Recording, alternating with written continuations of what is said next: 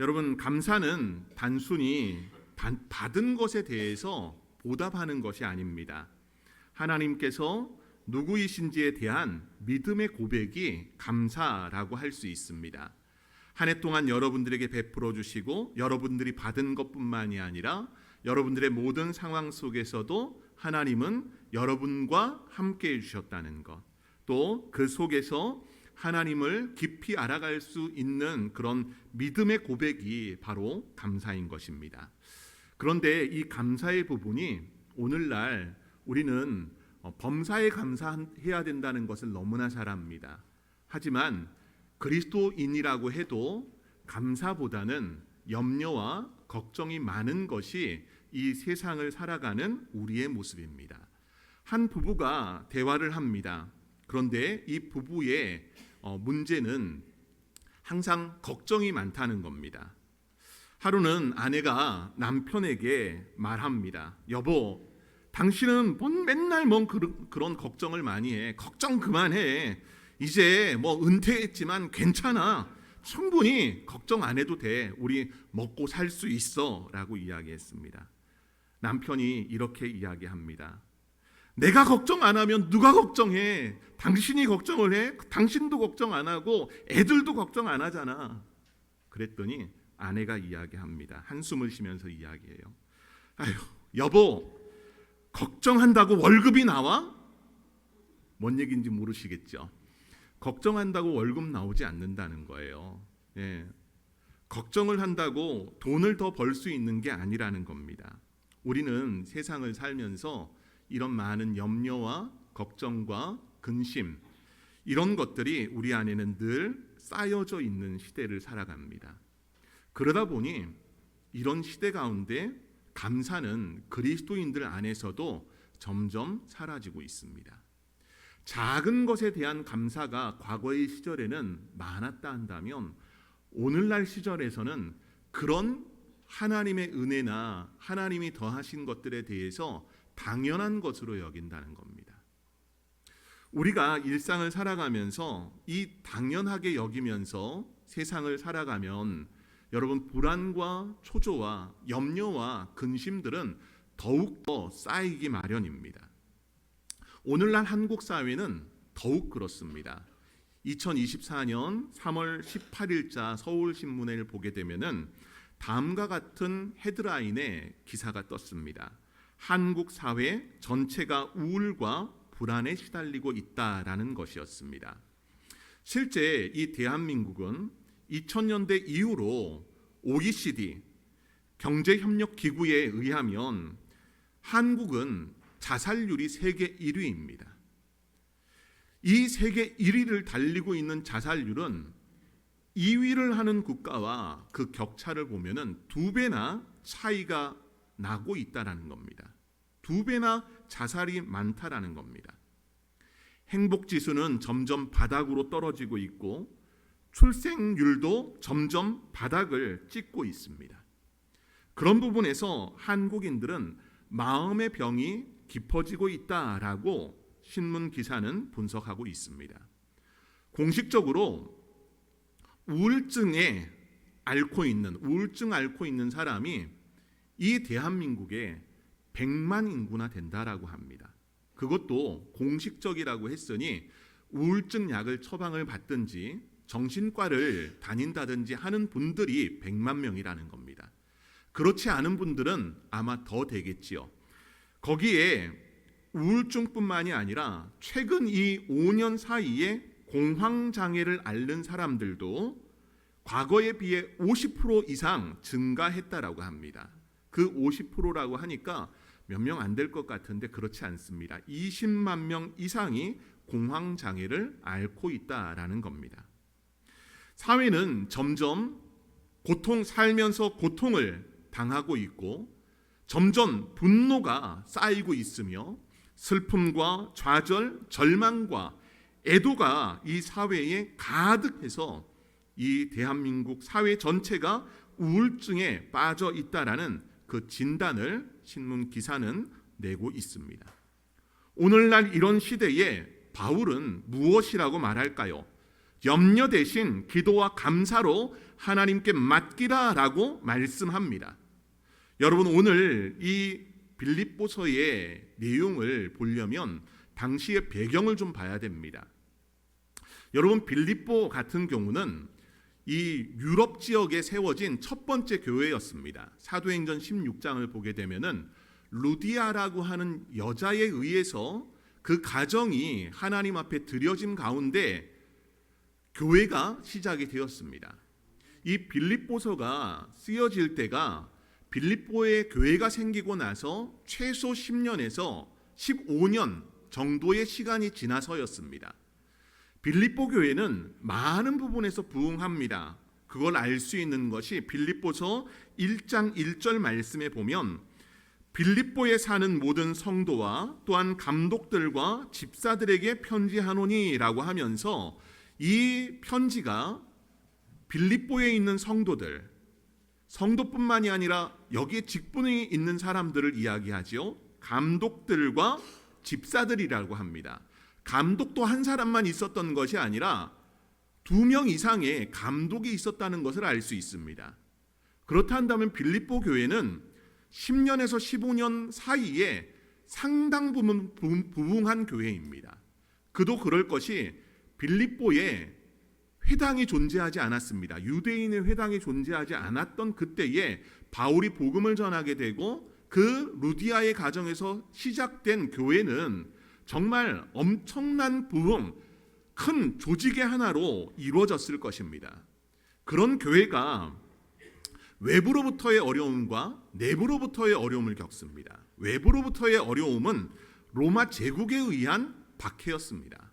이 박해는 무엇이었냐 하면은 빌립보 같은 경우는 로마의 식민 도시였습니다.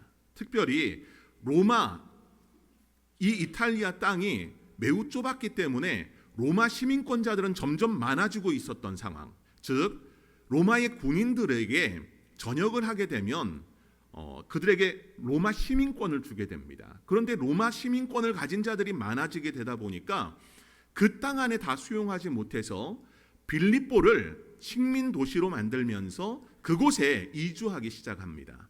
그러다 보니 이 빌립보에는 로마 시민권을 가진 자들이 상당히 많았습니다. 그들은 로마에 충성했습니다. 로마에 충성하는 그 도시에 있었던 사람들에게 당시의 황제는 네로 황제였습니다. 네로 황제를 숭상하는 것, 황제를 숭배하는 것은 당연한 것이었습니다. 그런데 그 당연함을 그 빌립보에 사는 그리스도인들에게도 강요하기 시작하는 겁니다. 그리스도를 버리고 황제를 숭배하라는 그런 신앙적 박해 가운데 빌립보 교회는 어려움을 겪습니다. 또한 그런 어려움뿐만이 아니라 빌립보 교회는 재정적인 어려움도 사실 겪고 있었습니다. 바울을 향해서 그의 선교에 필요한 재정을 대고 있었지만은 그들은 사실 경제적으로 어려운 자들이었습니다. 또한 이 경제적인 어려움뿐만이 아니라 내부적인 갈등의 문제도 존재했습니다.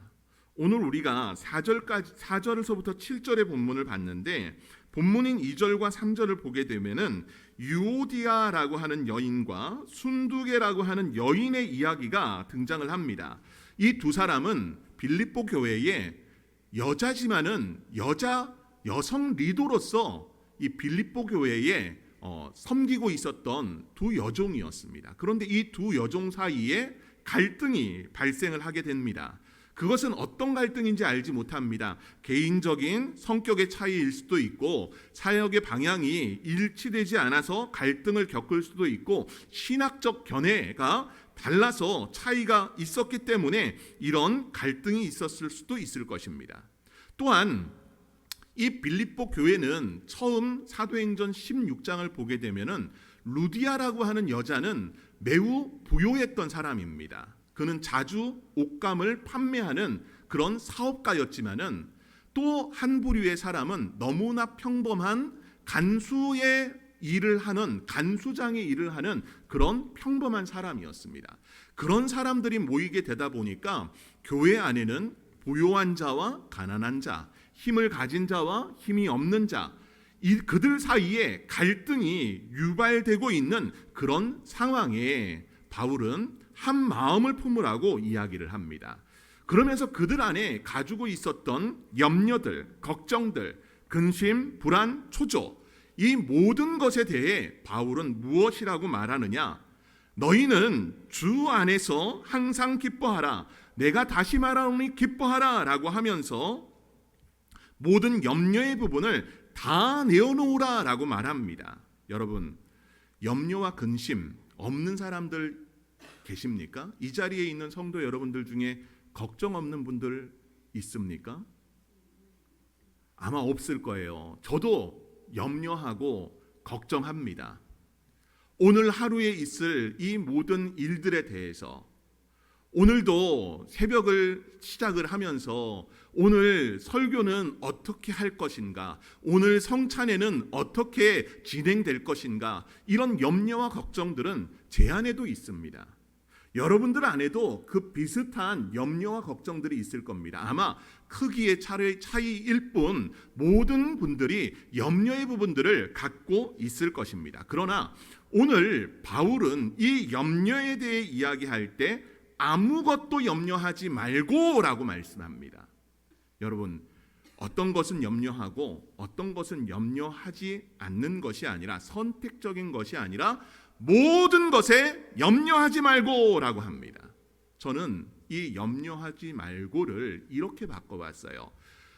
내 마음 안에 이런 염려와 근심들이 내가 그릇이라고 한다면, 내가 잔이라고 한다면 그 안에 잔뜩 쌓여 있는 겁니다. 한 가지 염려가 떠나가면 다음 염려가 항상 있기 마련입니다. 성도들을 이렇게 만나고 이야기해 보면요, 항상 그런 것 같아요. 목사님, 우리 가정에 이런 문제가 있어요. 이것 위해서 기도해 주세요. 또 며칠 지나서 그 문제 해결됐다고 이야기합니다. 목사님, 이 문제가 해결됐어요 라고 이야기하는데, 문제가 해결됐는데도 또 뭐라고 하느냐, 목사님, 그런데 또 이 문제가 있을 것 같아요 라고 이야기를 합니다. 특히 아이들 기를 때 어떻습니까? 우리가 11월 14일 날 대학 수학능력 시험 봤잖아요.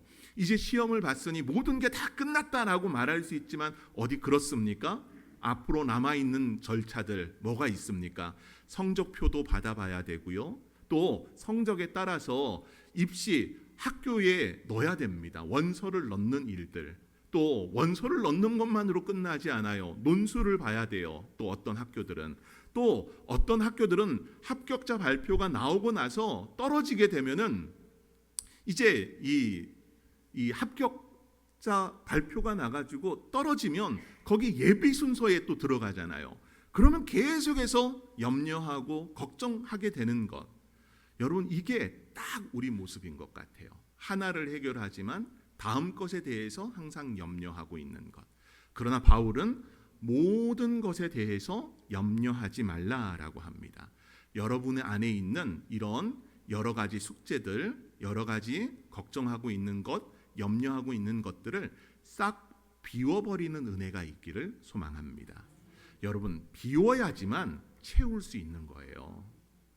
여러분, 여기에 물컵이 있습니다. 이 물컵 안에는 물이 지금 3분의 2 정도 있어요. 여기에 새로운 어떤 음료를 담으려면은 이 안에 있는 것들을 다 비워야 됩니다. 여기에 물이 있는데 여기에다가 어떤 음료를 섞으면 어떻습니까? 맛이 밍밍해질 것입니다. 그런 이치예요. 여러분 안에 염려로 가득 찬 것을 다 비워버려야지만 그 안에 뭔가 다른 것을 채울 수 있습니다. 다른 것은 오늘 이 빌립보서가 이야기하고 있는 두 가지, 감사를 채우고 기쁨을 채우는 성도 되어야 한다라는 겁니다. 여러분, 오늘 본문을 보니까 4절 말씀에 주 안에서 항상 기뻐하라, 내가 다시 말하노니 기뻐하라 라고 합니다. 바울은 우리가 범사에 감사하기를 바랍니다. 범사라는 것은 모든 순간에 감사해 가는 겁니다. 기쁨도 마찬가지입니다. 항상이라는 단어를 사용하고 있습니다. 여러분은 항상 기쁘십니까? 우리는 기쁨을 이야기할 때 기쁨이 하나의 얼굴의 표정이라던가 감정으로 이야기를 합니다. 그러나 이 헬라어 단어 카라라고 하는 단어인데, 카라라고 하는 단어를 기쁨으로 이야기할 때는 그저 감정이나 얼굴의 표현을 이야기하는 게 아닙니다. 이 기쁨은 하나님께서 주신 영적인 상태입니다. 하나님이 우리에게 주신 영적인 상태, 주 안에서 발견되는 영적인 상태를 이야기하는 거예요. 영적인 상태를 통해서 영적인 상태 안에 이 기쁨이 있으면 어떨까요? 여러분, 이런 모든 기쁨이 우리 안에 있으면요, 우리는 환경을 통해 기뻐하지 않습니다. 바울은 계속해서 이 빌립보서를 보게 되면 9번이나 동일하게 기뻐하라 기뻐하라 라고 이야기를 합니다. 그런데 이 기쁨의 모습을 보면요, 본문 안에서 이야기할 때 바울은 이 기쁨에 대해서 누구도 뺏지 못함을 이야기합니다. 여러분, 이 빌립보서를 옥중서신이라고 말하잖아요. 즉 바울이 옥에 갇혔을 때 기록한 것, 이 로마의 이 가택연금 상태에서 빌립보서를 기록한 겁니다. 그런 갇혀 있음 안에 여러분 기뻐할 수 있겠습니까? 기뻐하지 못할 겁니다. 그러나 바울은 이런 나의 환경을 통해 기뻐하는 것이 아니라 주 안에서 주님이 함께 하심을 기억하면서 영적인 상태 안에 기뻐하고 있다라는 것을 이야기합니다. 저는 여러분 안에도 이런 기쁨이 충만했으면 좋겠어요. 바울은 로마에서 갇혀 있음에도 기뻐했지만 이 빌립보 감옥에 갇혀 있을 때도 그의 심령의 상태는 매우 자유로웠다는 것을 볼 수 있습니다. 사도행전 16장 25절 말씀에 한밤중에 바울과 실라가 기도하고 하나님을 찬송하며 죄수들이 듣더라. 여러분, 감옥에 갇혀 있는데 찬양한다라고 생각해 보세요. 어떤 분은 이렇게 찬양할 거예요. 내가 갇혀 있으니까 내 안에 있는 울분을 토하기 위해서 막 소리 지르면서 찬양을 할 수도 있을 거예요. 그러나 바울의 찬양은 지금 그런 찬양이 아닙니다. 울분에 찬 찬양이 아니라 하나님이 주시는 마음의 상태 안에서 기뻐하고 그 평안 가운데 감옥에 갇혀 있지만 하나님을 찬송하고 있는 겁니다. 바울은 이런 찬양의 또한 기쁨의 역사가 그의 인생에 항상 넘쳤음을 우리는 기억해야 됩니다. 저는 여러분들이 염려를 버렸다면은 그 빈 마음의 자리에 주님이 주시는 기쁨으로 가득 차기를 원합니다. 주님이 주시는 기쁨, 여러분 세상이 주는 기쁨 아닙니다. 주님이 주신 기쁨으로 여러분 채워져야 돼요. 그래야지만 여러분이 영적으로 살아날 수 있는 겁니다. 두 번째, 우리가 채워야 되는 것은 감사입니다. 본문을 보게 되면은 이렇게 말합니다. 기도와 간구로 너희 구할 것을 감사함으로 하나님께 아뢰라라고 말합니다. 염려와 걱정을 기도와 감사로 대체하라라는 것을 이야기합니다. 예전에 이런 말씀 드린 적이 있습니다. 감사만 잘해도 신앙생활 잘하는 것이다 라고 말씀을 드렸어요. 감사는 기분이 아닙니다. 내가 기분이 좋으면 기뻐하고 내가 기분이 좋으면 감사하는 게 아니에요. 내 기분에 따라서 행동하는 것이 아니라 여러분, 우리는 감사가 여러분의 태도가 되어야 됩니다. 기분이 태도가 되는 것이 아니라 감사가 여러분들의 태도를 가꿔가는 은혜가 있었으면 합니다. 여러분, 감사의 부분을 잘 생각해 보십시오. 오늘 본문을 보게 되면은 감사함으로 하나님께 아뢰라라고 말합니다. 여러분, 감사는 어떤 것을 통해서도 감사할 수 있지만 감사는 아뢰는 것이라고 말합니다. 아뢰일 때 누구에게 아뢰겠습니까? 하나님께 아뢰는 겁니다. 그런데 그 아뢰는 오늘 본문을 보게 되면 기도와 간구로 너희 구할 것을 감사함으로 아뢰라라고 말합니다. 여러분, 감사의 부분을 우리가 잘 되새기면은 우리가 아직 받지 않은 그 상황에도 감사로 구할 수 있다는 겁니다. 여러분, 우리는 뭐든지 내가 받고 내가 누려야지만 감사합니까? 어떻습니까? 여러분, 대부분의 사람들은 그렇습니다. 나에게 뭐가 내 손에 딱 쥐어져야지 감사합니다. 나에게 뭔가 얻어야지만 내가 감사합니다. 그러나 오늘 바울은 감사함으로 아뢰라라는 부분 안에서 우리가 받지 않은 상태, 구할 것을 감사함으로 아뢰라라고 말합니다. 여러분의 일상에 아직 이루어지지 않았지만 그것을 감사함으로 주님 앞에 고백하는 믿음의 성도들 되기를 원합니다. 여러분, 우리의 말은 힘이 있습니다. 믿으십니까? 사람의 말은요, 굉장히 힘이 있습니다. 그래서 어떤 말은 사람을 병들게도 합니다. 하지만 어떤 말은 한마디의 말을 통해서 그 사람이 인생이 바뀌기도 합니다. 지난주에 이 뉴스 기사에 나왔던 하나였는데, 이 노숙자로 생활했던 청년에게 어떤 분이 책을 한 권을 선물을 해줬대요. 근데 그 사람의 인생이 책을 받음 가운데서 인생이 완전히 바뀐 거예요. 노숙을 했던 청년이 책을 누군가에게 선물을 받고 그것으로 인해서 도전이 되고 글을 쓰는 사람이 됐다라는 것. 여러분, 우리의 일생도 마찬가지입니다. 여러분은 이 세상을 살면서 이 세상 가운데서 많은 것을 누려나가야 하는 자이지만은 우리는 죄로 말미암아 병들었습니다. 그 병든 부분 안에서 우리는 돌보심을 받지 못했던 자들입니다. 그러나 하나님께서 여러분 한 사람 한 사람을 돌보셨습니다. 베드로전서 5장 7절 말씀을 보면 이렇게 고백합니다. 베드로가 너희 염려를 다 주께 맡기라. 이는 그가 너희를 돌보심이라 라고 말씀합니다. 누가 돌보신다고요? 하나님께서 여러분을 돌보신다는 것을 말씀합니다. 여러분, 돌보신다라는 것은 뭘 이야기하냐 하면은 신경 쓰다, 관심을 갖다라는 그런 내용을 담고 있습니다. 하나님께서 여러분을 향해서 신경을 쓰고 계시고 관심을 갖고 계시다는 겁니다. 여러분, 관심 갖는다는 것은 두 눈을 가지고 뚫어져라 보고 있다라는 겁니다. 하나님께서 여러분을 뚫어져라 보고 있습니다. 우리는 하나님과 눈맞춤을 못하고 있지만 하나님은 우리를 향해서 그 시선을 고정하고 있다라는 겁니다. 여러분, 하나님이 여러분들에게 시선을 고정한다면 여러분의 인생은 하나님께서 돌보시는 인생이고 하나님이 책임져 주시는 인생입니다. 여러분들의 필요한 것들, 여러분들이 구하는 것들, 하나님은 그 모든 것을 다 아십니다. 그걸 어떻게 알 수 있습니까? 하나님은 오늘 본문을 보면 모든 지각에 뛰어난 하나님이시라 말합니다. 여러분, 지각이라고 하는 단어는 지능, 이해, 사고를 이야기합니다.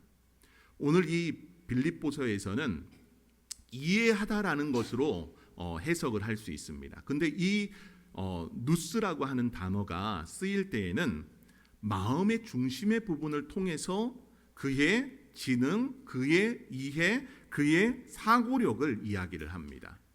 하나님이 모든 지각에 뛰어나다라고 한 것은 하나님은 우리의 심령의 마음의 상태를 모두 꿰뚫어 보고 계신 분이시고 또 우리를 완전하게 이해하고 계신 분이시라는 겁니다. 여러분, 하나님을 향해서 그래서 우리가 전능하신 하나님, 전지하신 하나님이라고 말하지 않습니까? 모든 능력을 가지고 계시고 모든 것을 알고 계신 분. 여러분, 하나님의 이 초월하신 능력을 기억하면서 여러분들이 감사함으로 주께 구하면 그 구하는 모든 것에 대해서 하나님께서는 책임져 주신다는 겁니다. 그러니 염려하지 맙시다.